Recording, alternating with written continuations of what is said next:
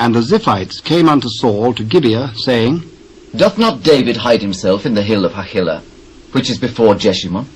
Then Saul arose and went down to the wilderness of Ziph, having 3,000 chosen men of Israel with him, to seek David in the wilderness of Ziph.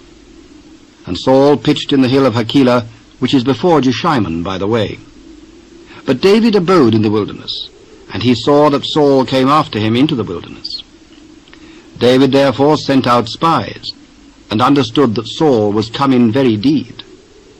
And David arose, and came to the place where Saul had pitched. And David beheld the place where Saul lay, and Abner the son of Ner, the captain of his host. And Saul lay in the trench, and the people pitched round about him.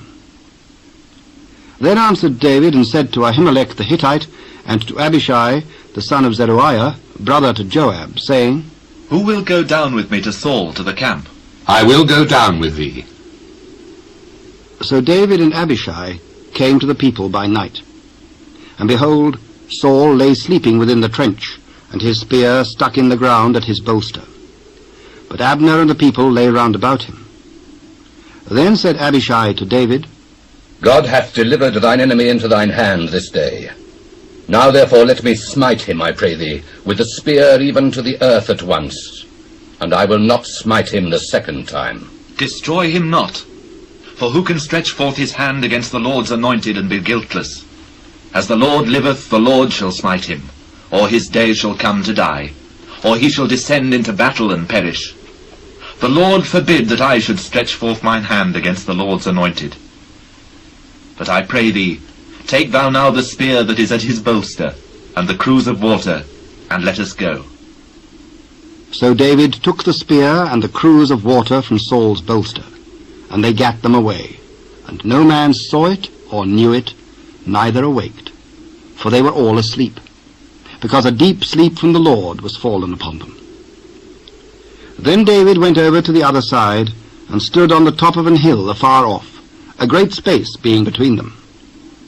And David cried to the people and to Abner the son of Ner, saying, Answerest thou not, Abner? Who art thou that criest to the king? Art not thou a valiant man? And who is like to thee in Israel? Wherefore then hast thou not kept thy lord the king? For there came one of the people in to destroy the king thy lord. This thing is not good that thou hast done. As the Lord liveth, ye are worthy to die, because ye have not kept your master, the Lord's anointed. And now see where the king's spear is, and the cruse of water that was at his bolster. And Saul knew David's voice, and said, Is this thy voice, my son David? It is my voice, my lord, O king. Wherefore doth my lord thus pursue after his servant? For what have I done? Or what evil is in mine hand? Now therefore I pray thee, let my lord the king hear the words of his servant. If the Lord have stirred thee up against me, let him accept an offering. But if they be the children of men, cursed be they before the Lord. For they have driven me out this day from abiding in the inheritance of the Lord, saying, Go, serve other gods. Now therefore let not my blood fall to the earth before the face of the Lord. For the king of Israel is come out to seek a flea, as when one doth hunt a partridge in the mountains. I have sinned. Return, my son David, for I will no more do thee harm, because my soul was precious in thine eyes this day.